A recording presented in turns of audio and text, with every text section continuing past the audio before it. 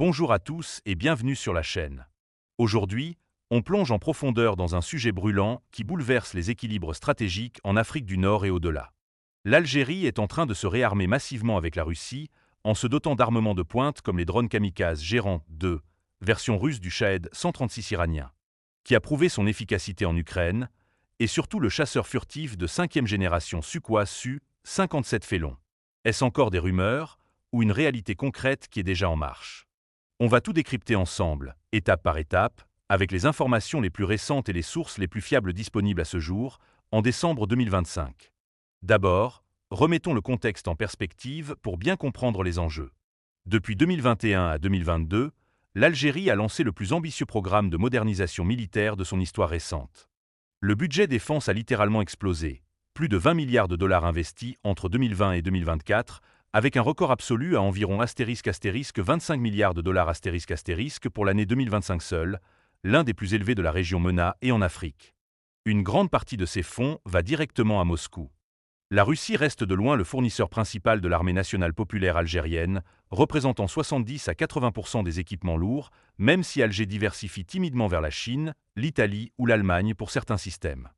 Pourquoi un tel effort maintenant? La géopolitique régionale a radicalement changé.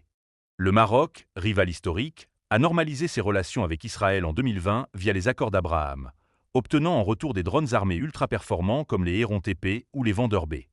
Rabat discute toujours activement de l'acquisition de F-35 américains, des négociations avancées pour potentiellement 32 appareils, ce qui ferait du Maroc le premier pays arabe et africain à opérer ce chasseur furtif de 5e génération. En parallèle, le Maroc s'équipe massivement avec les États-Unis, missiles anti-char Javelin, système IMAR, hélicoptère Apache AH-64E et upgrade de sa flotte F-16 au standard VIP. Du point de vue algérien, l'écart technologique se réduisait à vue d'œil, menaçant la parité régionale. Il fallait réagir vite et fort pour maintenir la dissuasion. Commençons par la première réponse algérienne, les drones kamikazes. Depuis plusieurs années, des sources crédibles comme MENA Défense, des analyses d'images satellites et des rapports d'experts indiquent que l'Algérie a acquis des quantités significatives de ** Gérant 2 **, la version russe du Shahed 136. Ce drone low cost, 20 000 à 50 000 $ l'unité, est un game changer, portée de 1500 cents à 2500 km, vitesse de 150 à 180 km/h, ogive de 50 kg, vol bas pour échapper au radar et production en masse. En Ukraine, il a saturé les défenses aériennes et causé des dégâts massifs sur l'infrastructure. Pour l'Algérie, ces drones offrent une capacité de frappe profonde et saturante à bas coût. Lancés par essaim depuis le sud du pays, ils pourraient atteindre n'importe quelle cible stratégique au Maroc, forçant les systèmes de défense marocains, même renforcés par des Barak MX israéliens ou des patriotes en discussion, à se disperser et à s'épuiser. Des contrats avec la Russie ont accéléré les livraisons ces dernières années, et des discussions avancées portent sur une production locale partielle. C'est une arme asymétrique parfaite pour contrer la supériorité technologique adverse. Mais le vrai morceau de choix, celui qui fait parler tout le monde dans les cercles militaires, c'est le ** Su-57 Félon **, le chasseur furtif russe de 5e génération. L'Algérie est officiellement devenue le ** premier client export * au monde pour la version Su-57E. Confirmé par les médias algériens et russes dès février 2025, puis par des fuites de documents Rostec en octobre, le contrat porte sur 12 à 14 appareils, pour un montant estimé à environ 2 milliards de dollars, armement, formation. Logistique in class. Les pilotes algériens sont en formation intensive en Russie depuis 2024. Les livraisons ont déjà commencé. Les 2 premiers appareils ont été remis en novembre 2025, avec un premier lot de 6 prévu d'ici fin 2025, et le reste étalé sur 2026 à 2027. C'est une étape historique pour la Russie, qui valide enfin son programme après des années de retard, et pour l'Algérie, qui devient le premier pays africain à opérer un chasseur de 5e génération. Concrètement, qu'est-ce que ça change? Le Su-57 n'est peut-être pas au niveau absolu du F-22 ou F-35 en furtivité pure selon les experts occidentaux, mais il est extrêmement performant. Super croisière sans post-combustion, radar AESA N0 36 Bielka ultra puissant, capteurs infrarouges 360 degrés. Missile hypersonique R-37M, portée 300 km, et R-77M, plus de 200 km. Il excelle en supériorité aérienne, frappe au sol et guerre électronique. Avec ça, l'Algérie passe d'une force aérienne dominée par des Su 30 MKA excellent, mais de génération 4+, plus à une capable de contester l'espace aérien sur toute la région Maghreb-Sahel. Et ce n'est pas fini. En parallèle, Alger commande des S-400 supplémentaires, des Pantsir SM, des radars avancés Voronezh mobiles et explore des éléments de défense antimissiles. Tout cela forme un véritable bouclier ** à 2 AD ** anti-accès et déni de zone, rendant toute incursion aérienne ou missilière extrêmement risquée à l'ouest du pays. Est-ce vraiment crédible à ce stade? Absolument oui.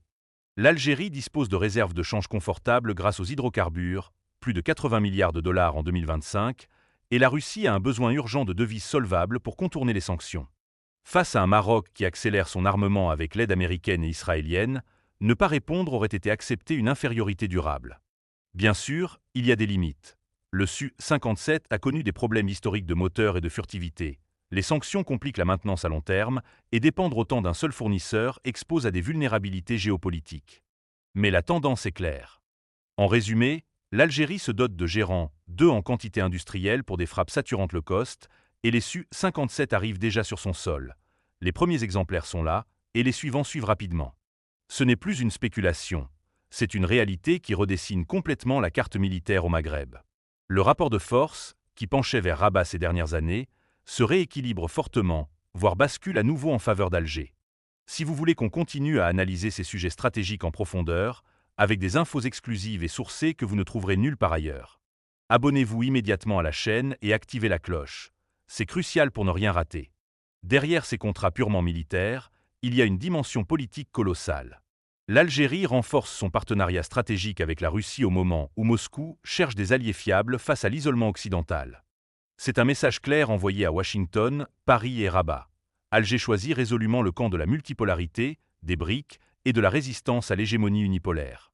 Lors du sommet Russie-Afrique à Sotchi en 2025, l'Algérie a été désignée partenaire stratégique numéro 1 de Moscou sur le continent, ce n'est pas anodin. Autre aspect clé, la profondeur stratégique via la production locale. Alger ne veut plus être un simple client, elle vise l'autonomie. Il y a déjà une usine de montage de Su-30 à Ouargla, des lignes pour d'autres systèmes, et des discussions avancées pour coproduire ou assembler des gérants 2 et même des composants Su-57 simplifiés. Pour ceux qui minimisent l'armement russe en le qualifiant de « Camelot », regardez l'Ukraine. Les gérants 2 saturent les défenses quotidiennement malgré des milliards d'aides occidentales, et les Su-57, même en nombre limité, ont conduit des missions réelles avec des missiles tirés hors portée des S-300. Ce sont des systèmes éprouvés au combat, avec des faiblesses certes, mais une efficacité redoutable en essaim ou en supériorité aérienne. La grande tendance?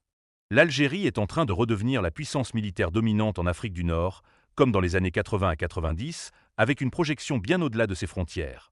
Sahel, Libye, terrorisme et bien sûr le Sahara occidental. Plus Alger s'équipe, plus elle peut soutenir le front Polisario non seulement diplomatiquement, mais potentiellement avec du matériel de pointe. Imaginez des gérants 2 ou des tactiques inspirées du Su-57 aux mains du Polisario. L'équation change radicalement. On est clairement à un tournant historique pour la région, et vous le vivez en direct avec nous. Si cette analyse détaillée vous a plu, abonnez-vous maintenant, likez, partagez pour booster l'algorithme et commentez. Pensez-vous que l'Algérie va redevenir la première puissance militaire africaine? Le Su-57 et les drones vont-ils tout changer face aux F-35 marocains? Je lis absolument tous les commentaires. Un grand merci à tous ceux qui soutiennent la chaîne. On grandit grâce à vous. Pour qu'on continue avec des vidéos longues, détaillées et sans langue de bois, le meilleur soutien reste l'abonnement et la cloche. On se retrouve très bientôt pour une nouvelle analyse géopolitique. D'ici là, restez informés, restez critiques et à très vite. Ciao!